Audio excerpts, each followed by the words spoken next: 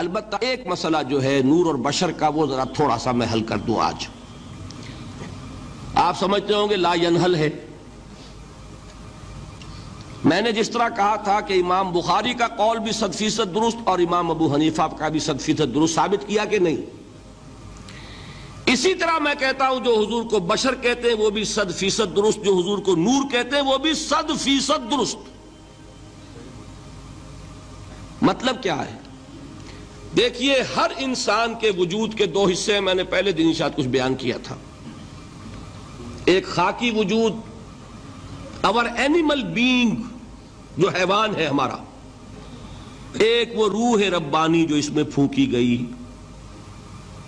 آدم میں جب وہ روح پھونکی گئی تب وہ مسجود ملائک بنے. فَإِذَا سَوَّيْتُهُ وَنَفَخْتُ فِيهِ مِن رُوحِي فَقَعُوا لَهُ سَاجِدِينَ. دو جگہ آیت ہے قرآن مجید میں ایک شوشے کے فرق کے بغیر، سورہ حجر اور سورہ صاد. جب میں اس کو پوری طرح تیار کر لوں اور اس میں اپنی روح میں سے پھونک دوں تو گر پڑنا اس کے سامنے سجدے میں. ہمارا جو خاکی وجود ہے وہ ظلمانی ہے، اور جو ہمارا روحانی وجود ہے وہ نورانی ہے. اس کی نسبت کس سے ہے؟ اللہ سے. بات سمجھ میں آئی؟ لیکن ہم نے اپنے اس نورانی وجود کو اپنے خاکی ظلمانی وجود میں دفن کیا ہوا ہے. اور محمد الرسول اللہ صلی اللہ علیہ وسلم کا وہ نورانی وجود آپ کے اس خاکی وجود پر اس درجے غالب تھا کہ وہ خاکی وجود معدوم کے درجے میں ہے، لیکن وہ حضور صلی اللہ علیہ وسلم پر اثر انداز نہیں ہو سکتا. وہی خاکی وجود ہے جسے ہم نفس کہتے ہیں. نفس غلبہ کر سکتا ہے محمد پر صلی اللہ علیہ وسلم. حضور کی شخصیت کی نورانیت نے آپ کی شخصیت کے خاکی وجود کا احاطہ کیا ہوا ہے. ہماری شخصیت کی ظلمانیت نے ہماری اس نورانیت کو گل کیا ہوا ہے، دفن کیا ہوا ہے، چھپایا ہوا ہے. بس یہ فرق ہے.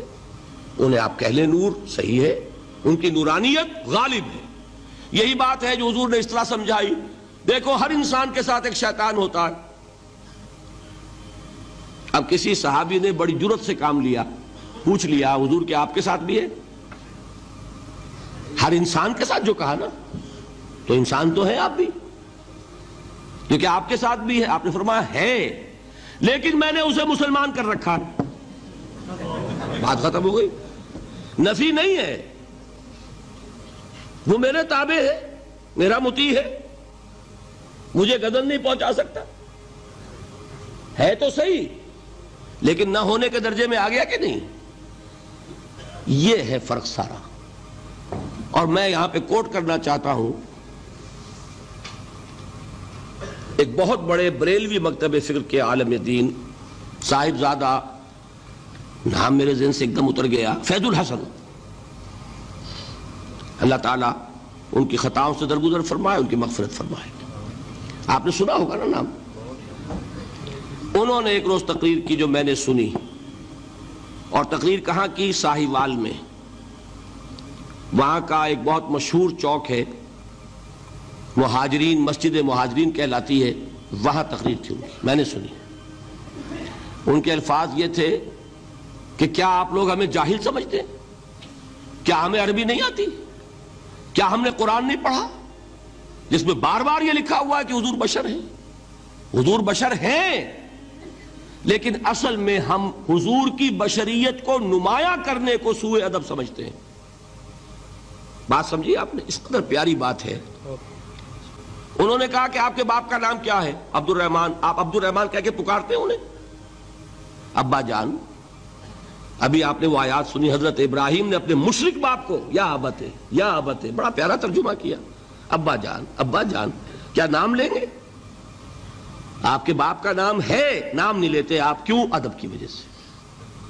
اسی وجہ سے ہم در حقیقت حضور کی بشریت کو نمایاں کرنے کو سوء ادب سمجھتے ہیں، ورنہ کوئی ہم جاہل ہیں، ہمیں عربی نہیں آتی، ہم نے قرآن نہیں پڑھا، ہم جانتے ہیں کہ وہ بشر ہے. بات سمجھ میں آئی؟ کتنی آسانی سے مسئلہ حل ہوتا ہے بشرطے کہ نیت حل کرنے کی ہو۔ آخر آمنہ کے بیٹے ہیں، عبداللہ کے بیٹے ہیں، عبد المطلب کے پوتے ہیں، بچپن آپ پر گزرا ہے، لڑکپن آپ پر گزرا ہے، نوجوانی آپ پر آئی ہے، جوانی آپ پر آئی ہے، شادی آپ نے کی ہے، اولاد آپ کی ہے۔ کون بے وقوف احمق ہوگا کہ جو آپ کی بشریت کا انکار کرے گا؟ لیکن یہ کہ جس طریقے سے اس کو بیان کیا جاتا ہے وہ ایک مسئلہ بن گیا اختلافی، وہ رد و قضا اور کھینچ تان، اور اس میں بھی سمجھ لیجئے مثلکم پر جو ایمفیسس بعض حضرات دے دیتے ہیں اپنے توحیدی جو ان کے اندر ایک مزاج ہے، اللہ تعالیٰ ان کے مزاج کو اور پختہ کرے، لیکن اس میں بھی مبالغہ کیا جاتا ہے۔ ایک حدیث مجھ سے سنیے جس میں حضور نے مثل کا انکار کیا ہے۔ مثلکم کا مطلب اگر کسی نے یہ سمجھا کہ بالکل ہم جیسے ہیں تو بہت بڑی مغالطے میں۔ حضور صوم وصال سے منع فرماتے تھے، خود رکھتے تھے۔ صوم وصال کیا ہے؟ آج روزہ رکھا، شام کو افطار نہیں کیا، وہی روزہ رات بھر چل رہا ہے، اگلے دن بھی چل رہا ہے، شام تک کو جا کے پھر کھولا تو 2 دن کا صوم وصال ہو گیا۔ اگلے دن بھی نہیں کھولا، چلا تو 72 گھنٹے کا صوم وصال ہو گیا۔ یہ کیا ہے؟ صوم وصال۔ خود رکھتے تھے اور صحابہ کو روکا۔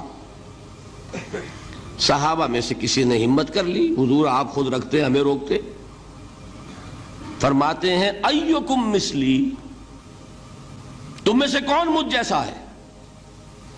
ابھی تو عند ربی، میں تو اپنے رب کے پاس رات گزارتا ہوں، ہوا یطعمنی ویسقین، وہ مجھے کھلاتا ہے پلاتا ہے۔ بتائیے کون ہے جو اس کا دعویٰ کرے گا؟ حضور کے خصائص ہیں۔ حضور خود فرماتے ہیں تم صرف سامنے سے دیکھتے ہو، میں پیچھے سے بھی دیکھتا ہوں۔ کہاں ہوا وہ مثلیت؟ اگر آپ نے بالکل اپنے جیسا سمجھ لیا تو بڑے مغالطے میں ہیں آپ۔ نبی کا مقام ہے، نبی کا رتبہ ہے، نبی کے خصائص ہیں۔ آپ سو گئے تو آپ کی نیند، آپ کی وضو ٹوٹ گئی اور نبی سو گیا تو کہاں گئی مثلیت پھر؟